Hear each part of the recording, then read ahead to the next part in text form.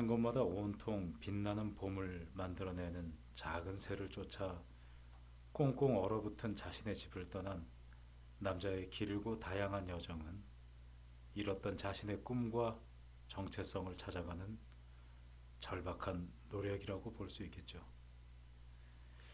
그리고 그 여행의 마지막에 남자가 결국 되찾게 되는 것은 무엇일까요? 우리들 역시 각자가 잃어버리고 있었던 것, 무감각해진 삶 속에서 반드시 찾아야 할 것은 무엇일까요? 이 소설은 쉽고 담담한 어조로 그 해답을 찾아갑니다. 여러분도 지금은 잊고 있지만 한때는 가장 소중했고 아름다웠던 그 무엇을 반드시 찾게 되시길 바랍니다.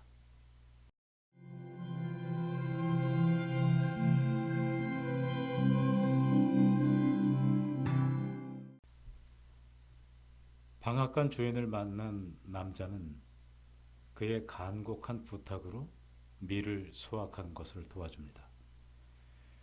그리고 방앗간 주인은 남자에게 인생의 5가지 아로마를 알아야 한다고 말합니다. 각각의 아로마는 남자가 지금껏 인생을 살며 어떤 결정을 내렸는지, 남자가 인생을 얼마나 이해하는지 시험해 볼 수 있다고 방앗간 주인은 말합니다. 남자는 방앗간 주인의 질문에 대답하며 용기와 믿음에 대해 듣습니다. 그리고 그를 떠나기 전 밀알의 배아에서 걸러져 나온 고운 황금빛 가루를 한 주머니 얻어 주머니에 넣습니다.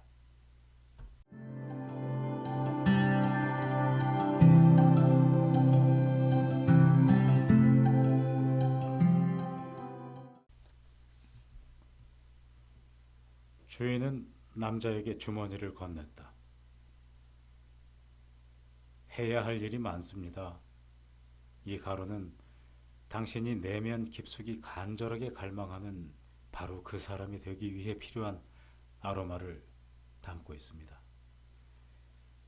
인생이 입은 옷가지가 남루해 보인다 할지라도 당신은 그 안에서 간절히 되기 원하는 당신의 참모습을 찾을 수 있을 겁니다. 가세요. 당신의 탐색을 계속하세요. 주인은 문을 열어주고 남자의 어깨를 다독였다. 목례로 작별 인사를 한 남자는 방앗간을 떠나 자신의 길을 갔다. 비록 새를 시야에서 놓치기는 했지만 자신의 자아에 가까워졌다는 느낌이 들었다. 그는 단호한 발걸음으로 길을 재촉했다. 방앗간을 떠나고 이미 꽤 먼 길을 걸었다. 그러나 어디에도 새의 흔적은 보이지 않는다. 그래도 남자는 희망을 버리지 않았다. 오히려 든든한 용기로 가슴이 뿌듯했다. 새를 찾아낼 수 있으리라. 어쨌거나 지금 바지 호주머니에는 생명력으로 충만한 금빛 가루가 든 주머니가 있지 않은가.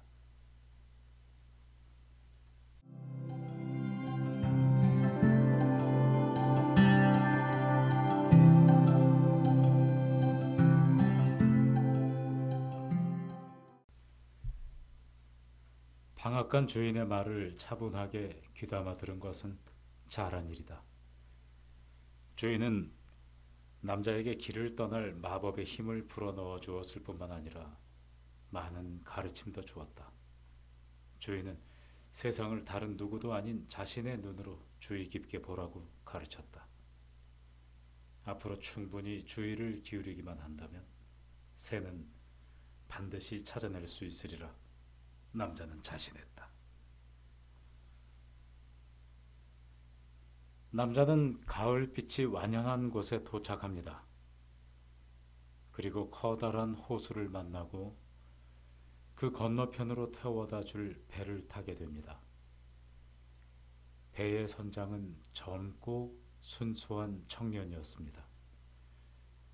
남자는 선장에게 처음부터 배를 몰려고 했는지 묻습니다. 선장은 그것은 순전히 아버지의 꿈이었다고 대답합니다. 아마도 자네는 새로운 목적이 필요할 걸세, 젊은이. 새로운 목적이요? 자네의 고유한 목적. 오늘날 자네의 모습에 맞는 목적이랄까? 지금까지의 경험으로 미뤄보아 자네에게 무엇이 좋지 않았는지 곰곰이 생각해보며 자네 자신이 진정으로 갈망하는 꿈을 찾아야 하지 않을까? 젊은 선장은 침묵했다. 배를 타는 것보다 자네를 더 행복하게 만들어줄 무엇인가 있지 않을까? 저는 잘 모르겠습니다. 그래서 선장으로 남아 있습니다. 젊은 선장은 머리를 극적였다. 알겠네. 원치 않는 것이 무엇인지 알아내기는 쉬워도 자신이 정작 누구인지 진정 원하는 것이 무엇인지 알아내기란 어려운 일이지. 인생이라는 바다에 본격적으로 뛰어들어 그 안에서 익사하지 않고 마음껏 누빌 자신에게 딱 맞는 곳을 찾아내려면 용기와 지구력이 필요하지. 그런 곳을 찾으시는 모양이죠. 찾으러 길을 떠났다고 할까? 그럼 무엇을 찾을 거라고 생각하세요? 봄. 남자는 문득 이렇게 말하고는 자신도 놀랐다. 봄이요? 봄을 찾으러 그 먼 길을 걸으셨다고요? 왜 봄이 올 때까지 그냥 집에서 기다리시지 않고요? 좋은 인생은 그냥 찾아오지 않으니까. 남자가 말했다.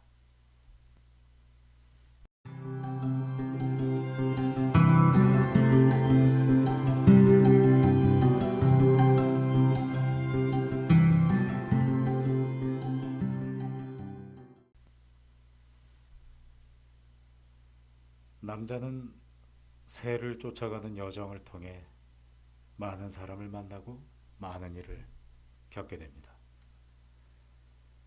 삶의 본질을 꿰뚫어 보는 듯한 노인을 비롯해서 가난한 소년, 고민에 빠진 왕, 스스로 행복을 잃어가는 난쟁이 제빵사 등등.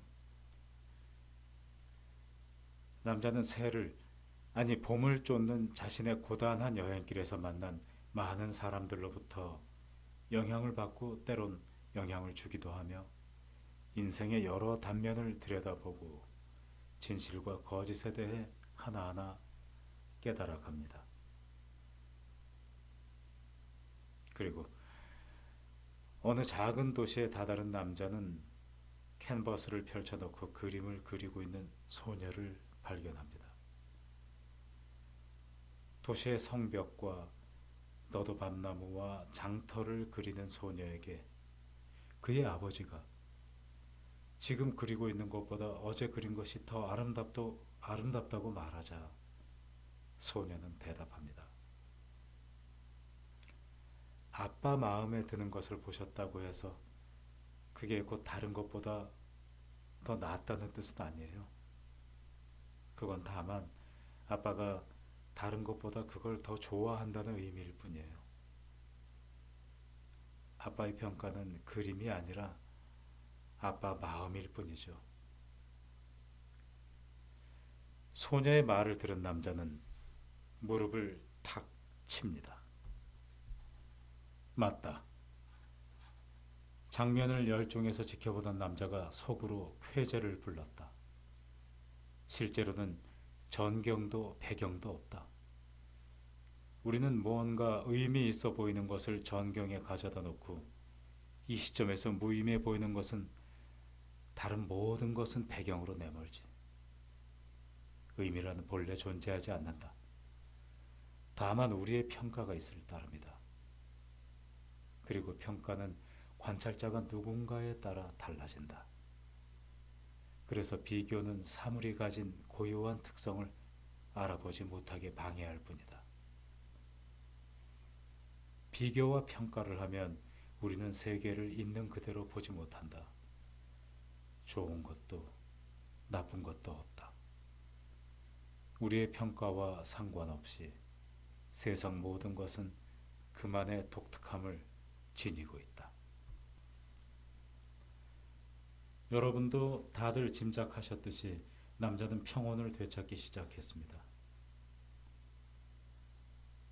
삶의 작지만 소중한 가치들을 깨달아가기 시작합니다. 남자는 이쯤에서 여행을 멈추고 자신에게 평화를 주는 곳을 찾아 정착할까 하고 잠시 망설이지만 남자는 자신의 영혼에게 안정을 주는 것이 진정 무엇인가? 그것을 찾기 위해서는 여행을 멈추어서는 안 된다고 결심합니다. 그리고 목적지를 향해 다시 길을 떠납니다. 지혜로운 노인과 병든 아내를 고치려는 부자와 성실한 양봉가, 또 꿈을 놓칠 뻔한 아름다운 소녀를 만나고 잔혹한 강도를 만나 위기에 빠지는가 하면 불타는 듯한 사막에서 신기루를 경험하기도 합니다. 그리고 남자는 마침내 소중한 깨달음을 얻습니다. 나의 부부는 죽어 사라진다 할지라도 전체는 여전히 생동하는 활력으로 세계를 산책하며 다채로운 꽃들을 만끽하고 그 열매를 수확하는 거야. 지난 세월 나는 내 소중한 인생을 너무 허비했어. 그냥 내 인생을 흘러가는 대로 버려두었지. 스스로 인생을 꾸미기보다 매일 쓸모없는 일에 나를 소모했어. 편안하기만 바라고 나에게 전혀 맞지 않는 일을 허덕이며 따라다니느라 자신을 불행에 빠뜨렸지. 마침내 나는 깨달았어. 자신이 누구인지 모르는 사람은 진정 원하는 일을 하지 못하고 그저 그때그때 맞닥뜨리는 헛일에만 매달릴 수밖에 없어. 인생은 자아와 조화를 이루어야만 해. 가죽 장갑이 손에 딱 들어맞듯 자신과 맞는 인생을 살아야 돼. 오로지 그래야만 진정한 인생을 찾을 수 있어. 이것이 훌륭한 인생을 꾸려가는 예술이야.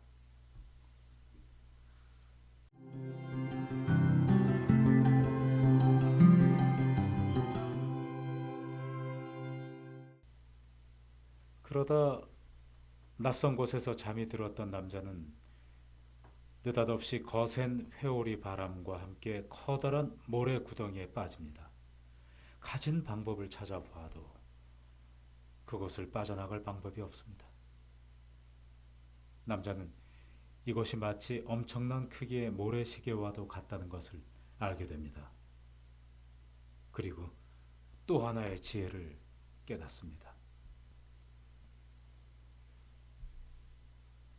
남자의 생각은 계속 이어졌다. 우리 인생은 젊은 시절 무엇이라도 할 수 있을 것 같은 무한한 가능성을 가진다. 살리는 기회가 있는가 하면 너무 늦은 결심으로 허망하게 날리거나 그대로 흘려버리는 가능성이 더 많다. 세월의 흐름과 더불어 가능성은 갈수록 줄어들다가 생애의 특정 지점에 달하면 거의 사라져버린다. 모래시계의 저 잘록한 구멍처럼. 이 지점에 이르면 우리는 더는 모든 것이 가능하지 않다고 느낀다. 대개 사람들은 자신이 인생을 헛살았다고 생각한다. 어떤 사람은 기회를 살리지 못한 나머지 인생이 뒤죽박죽이 되어 꼼짝달싹도 할 수 없다고 느낀다. 자신의 꿈을 실현할 자유는 거의 사라지고 말았다며 이처럼 우리 인생은 저 좁은 구멍처럼 암담하게만 느껴지는 순간을 맞는다. 그러나 아무리 좁디 좁은 길이라 할지라도 길은 길이다. 다만 좁을 뿐이다. 어디로도 갈 수 없는 완전히 불가능한 길이란 없다. 우리는 어떻게든 이 험로를 통과해야만 한다. 좁은 고통의 길을 통과하면 이제 새로운 가능성의 바다가 기다린다. 성숙해진 우리는 자신이 누구인지 알기 때문이다. 이렇게 해서 지혜라는 이름의 새로운 가능성이 열린다. 이 가능성 역시 여기에 모래알 만큼이나 무한할 수 있다. 놀랍게도 갇혀있던 그 거대한 모래시계에서 남자를 구해준 건 그가 그토록 오랫동안 찾고 있던 작은 새였습니다. 그 빛나고 아름다운 새가 그곳을 빠져나갈 수 있는 열쇠를 물어다 준 것이었죠. 남자는 터덜터덜 집으로 발길을 향했습니다. 모든 혼돈과 경험을 뒤로 한 채 본능적으로 집으로 돌아온 남자는 드디어 자신의 집이 온통 봄으로 변해 있는 것을 발견합니다. 그토록 간절히 소망했던 바로 그 봄으로 말입니다. 집으로 돌아온 남자는 드디어 봄을 찾았다. 봄은 남자의 집 정원에 만개했다. 그리고 그동안 봄을 찾아 헤맨 길을 그린 메모장을 꺼내본 남자는 그 흔적이 자신의 지문과 꼭 맞아떨어지는 것을 발견했다. 지문이 인생의 지침서였다. 과거에 그토록 절박하게 갈망하며 찾아온 인생의 지침은 다른 그 어디도 아닌 자신에게 이미 주어져 있었다. 의미 있고 충만한 인생을 만들어주는 것이 무엇인지 하는 물음의 답, 봄을 찾아다닌 결과 얻은 답은 바로 자기 자신이다. 정원을 돌아보던 남자는 목련이 아직 꽃을 피우지 않은 것을 발견했다. 정원에서 아직 꽃을 피우지 않은 유일한 나무다. 어떻게 이럴 수가 있지? 남자는 목련으로 다가갔다. 남자가 손가락으로 꽃망울을 건드리자 목련꽃이 환하게 피어났다. 봄의 산뜻한 향기가 나뭇가지들을 감싸며 부드럽게 흘러내린다.